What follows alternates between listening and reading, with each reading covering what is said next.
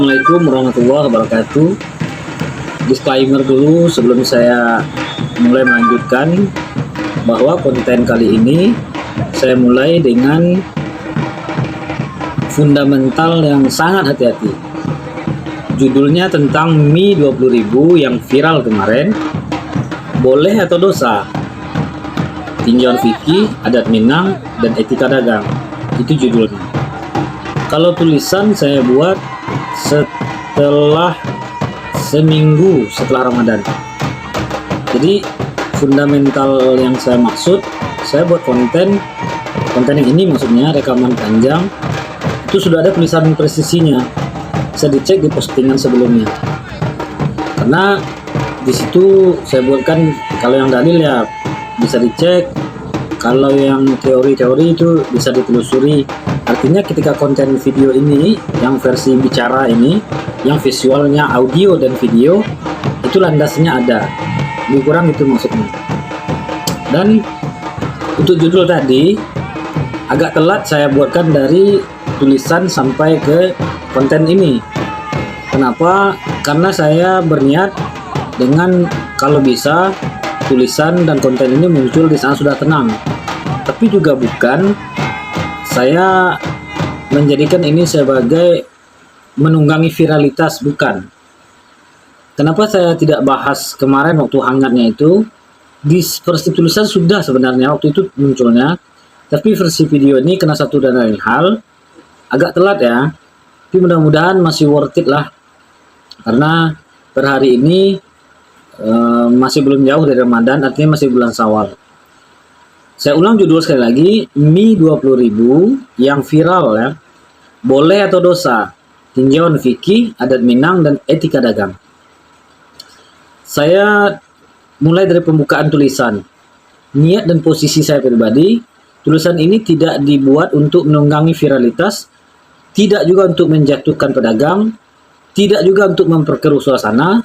Ini adalah upaya penjernihan dengan pendekatan fikih, muamalah, adat Minangkabau, dan analisis rasional tentang dagang sederhana. Karena saya melihat polemik yang terjadi kemarin, mie 25.000 ini sudah melebar kemana-mana, bahkan sampai menyerempet kepada, mohon maaf ya, ada yang mengatakan sebagai harga diri orang Minang secara umum. Maka perlu kita tarik kembali ke jalurnya, kita ukur dengan ilmu, bukan dengan emosi. Tulisan ini juga, ini penting juga disclaimer nih. Ini bukan fatwa MUI, karena ada nanti di belakang saya berikan semacam pendapat saya pribadi lah. Dan bukan juga keputusan lembaga ekonomi manapun. Ini hanya katakanlah pendapat biasa, boleh setuju, boleh tidak, boleh juga dikritisi. Poin kedua, kita lihat fenomenanya dulu. Ini bukan sekedar masalah mahal. Kasus yang muncul lebih kurang kalau disederhanakan begini, yang saya pahami ya, mie instan atau pop mie, bukan atau ya, dan pop mie mungkin, mie instan itu beda kan dari plastik ya, pop mie ya yang kayak gelas gitu, dijual dengan harga 25.000. Tidak ada daftar harga yang tangible di awal, pembeli baru tahu setelah selesai makannya. Tangible itu nampak, bisa dilihat, itu tangible, lawannya nanti intangible. Jadi saya amati masalah utamanya bukan di angka 25.000 saja, tetapi kepada ketidakadaan informasi tangible, informasi yang jelas yang mencantumkan harga, asimetri informasi lah kayak gitu. Dalam istilah ekonomi, ini saya buatkan juga, mencoba untuk melandaskan kepada teori ekonomi, asymmetry information. Ini Josh Akerlof, ini seorang ekonom luar ya. Kemudian yang masuk kita ke poin ketiga, analisis finansial singkat. Saya usahakan setajam dan sedetail, sepresisi mungkin. Perkiraan awal modal lebih kurang 7.000 sampai 9.000. Diasumsikan 7.000 itu bagaimana? Mungkin harga pop mie itu 5.000 mungkin di taraf grosir ya. Atau mie instan itu 4.000. Kemudian telur 2.000 sampai 3.000. Berarti sudah 7.000 dengan aktivitas masaknya, airnya, segala macamnya, kita asumsikanlah 7 sampai 9 ribu. Ya, ini kalau salah tinggal koreksi ya. Jadi harga wajar saat lebaran kalau ya sekitar 15 sampai 18 ribu lah. Namun kalau realitanya sampai 25 ribu, nah ini kan kemarin yang menjadi salah satu aspek viralnya. Kemudian jika sayang sekali harganya kebanyakan di beberapa tempat itu tidak tangible, itu intinya. Beda hal kalau orang sudah melihat angka yang jelas 25.000, makan di situ, setelah selesai komplain salah. Ini kan yang jadi aspek viralnya kemarin kan tidak ada harga di awal.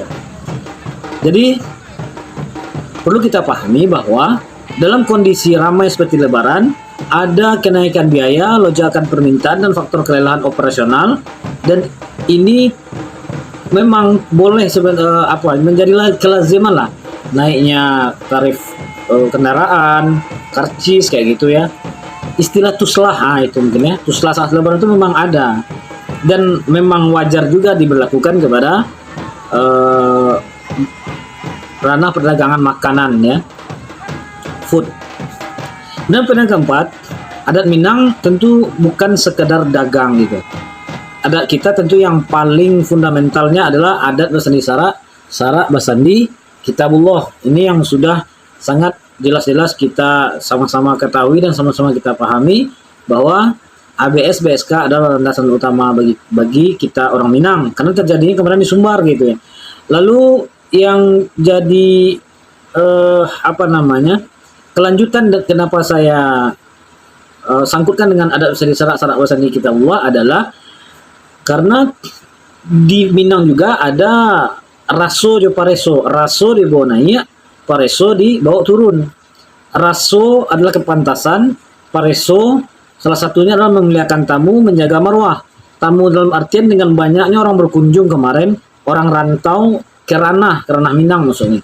Antara rantau dan ranah itu terjadi peningkatan jumlah kunjungan dan kuantitasnya tentu sangat naik signifikan gitu ya. Terjadi macet di mana-mana, kita boleh lihat di Setinjau Lawi, di daerah Lembanai kayak gitu. Itu kan aktivitas dalam hari raya ya, biasa lah gitu terjadi ya. Kemudian baru masuk yang kelima, tinjauan fikih muamalah. Ini intinya. Kita mulai dari dasar kaidah usul fikih. Al-aslu fil muamalah al-ibahah, asal pada muamalah itu adalah boleh, kecuali ada dalil yang mengatakan haram. Oke, poin A. Poin B, syarat sah jual beli dalam fikih muamalah, harga harus jelas, maklum, tidak boleh gharar, agar terjadi rida sama rida. Harga yang jelas ini bisa berbentuk tentu maklumat, pengumuman, bisa juga dari question, pertanyaan, ini berapa, ikobara, bisa dia tawar nak, bisa gini, itu maksudnya. Jadi ketika dalam masalah kasus mini nanti kita akan sinkronkan ini, apa yang terjadi sebenarnya, apakah ini benar langsung divonis kesalahan pedagang atau divonis langsung kesalahan membeli karena nggak bertanya. Sabar dulu, karena kita memang nggak mau masuk ke arah polemik itu. Kita masuk ke dalil-dalil yang kunci. Ada larangan gharar atau ketidakjelasan. Kalau versi hadis itu di riwayat hadis Muslim, itu tulisan saya buat 1513. Artinya harga yang tidak tangible di awal punya potensi gharar. Harga yang tidak jelas di awal kita belum memvonis ini, tapi punya potensi untuk mengarah ke gharar. Satu baru. Poin kedua, larangan penipuan atau tadlis. Hadis riwayat Muslim nomor 102. Barang siapa menipu, laisa minni, kata Nabi, bukan dari umatku. Yang ketiga, ini kaidah umum saja. La dharar wala dirar. Jangan membuat kemudaratan dan jangan memberikan kemudaratan. Masalah keempat, masalah rida, redo, rela.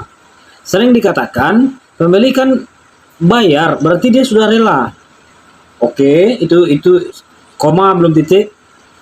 Ini menurut saya perlu diluruskan. Katanya pembeli kan sudah bayar, berarti dia rela. Tunggu dulu, sabar dulu. Rela dan reda dalam fikih ini dimaksudkan dengan pengetahuan yang jelas, itu yang ta'lim tadi, atau maklumat berdasarkan tangible atau yang nampak, namun tanpa tekanan. Kalau sudah makan, baru tahu harganya, terpaksa membayar, terpaksa membayar atau malu nggak dibayar, maka sekali lagi ini belum vonis, tapi berpotensi kepada tidak rela. Jadi mafhum mukhalafah dari yang tadi, kebalikan yang tadi. Tambahan penting untuk keterangan ini adalah bahwa yang terjadi dalam viral kemarin adalah kemungkinan besar ini harga tidak diketahui dari awal, tetapi kita orang sudah makan di situ. Setelah baru dikasih harga 25.000 rupanya, kan nggak mungkin nggak dibayar. Lalu dibayar juga. Apa rela nggak rela, kesal nggak kesal, dia bayar. Teman ada nanti yang mempraktekkan dengan memviralkan, ada yang mungkin yang mendiamkan. Nah, itu pilihan masing-masing. Kita lanjut masalah keuntungan. Ini harus jelas. Keuntungan di dalam Islam, kemudian saya analogikan juga nanti dengan penimbunan. Beda dengan keuntungan dengan penimbunan. Kita lihat katakanlah pasal A ya, atau huruf A-nya. Keuntungan besar dalam Islam itu sangat boleh, dalilnya banyak. Tapi ada syarat yang perlu diluruskan. Satu hal yang penting yang sering disalahpahami, dalam Islam tidak ada batasan keuntungan atau laba. Mau 50%, 100%, bahkan 1000% pun pada dasarnya boleh. Dalil umumnya al-aslu fil muamalah al-ibahah yang di atas tadi. Dalam praktik sahabat pernah terjadi transaksi dengan margin tinggi dan tidak dilarang selama, ini ingat, tidak ada unsur gharar, penipuan, tidak ada pemaksaan, dan tidak ada ketidakjelasan tangible dan intangible. Artinya Islam tidak membatasi angka keuntungan, tapi membatasi cara mendapatkannya. Cara mendapatkannya maksudnya tidak ada penipuan, tidak ada gharar, tidak ada yang lain-lainnya. Penegasan penting, yang dilarang bukan untung besarnya, tapi cara yang tidak jujur, informasi yang kurang transparan, memanfaatkan ketidaktahuan orang lain, dan mungkin ya, ini masih mungkin karena ini tulisan agak panjang, mungkin juga memanfaatkan momen gitu. Kemudian yang B, tadi A ya, yang B, perbedaan dengan yang memanfaatkan situasi begini. Ada orang pintar berdagang, ada orang memanfaatkan situasi atau menembak DT kudo atau apa istilahnya. Mari kita lihat secara jernih. Dagang yang sah, harga tinggi, tapi jelas di awal, pembeli tahu dan setuju, tidak ada manipulasi. Dagang yang seperti itu, ya boleh. Seperti kita makan di tempat yang katakanlah tempatnya yang elegan, ke tempatnya yang benefit, value-nya mungkin tinggi dengan dekorasi dan lain. Kopi lah misalkan, kan harga segelas kopi biasanya kalau di kedai biasa itu 5.000, di lapau biasa 5.000 ya. Di tempat itu bisa jadi 50.000, 6.000. Tapi biasanya itu harganya tangible. Orang yang minum situ sudah tahu, sudah worth it itu. Nah, itu maksudnya. Jadi tidak ada dan pembatasan yang seperti itu, yang dagangnya yang tangible, yang jelas orang pasti rela itu membayar karena udah jelas itu dari awal harganya nampak. Kemudian yang bermasalah itu begini, harga tidak disebut dari awal, berarti tidak ada yang tangible atau pengumuman atau maklumat, atau tidak ada daftar harganya. Kemudian harga tidak disebutkan juga di awal. Pembeli dalam posisi ini tidak tahu, ada kemungkinan unsur nanti terjebak dalam situasi kemungkinan ini mengarah ke pemanfaatan situasi, baru kemungkinan. Disinilah perbedaan antara profit dan eksploitasi. Kalau eksploitasi, dengan sengaja memanfaatkan ketidaktahuan orang, di sana sudah mulai salahnya. Jadi ini orang ini sekali pulang, orang ini nggak tahu, ini orang jauh ini orang apa ini? Pakua, kan itu istilahnya memakua itu ya, memakua orang. Memakua dengan harga maksudnya. Kalau pakua itu yang saya pahami bahasa kampung pakai ladiang memakua orang, memukul orang gitu. Tapi ini memukul orang pakai harga dengan memanfaatkan situasi. Itu sudah dingin dengan jelas yang niat yang jelas ya, itu sudah jelas mengarah salah. Tapi apakah transaksi dia ini hasil dari penjual ini haram atau bagaimana? Kita lanjut dulu.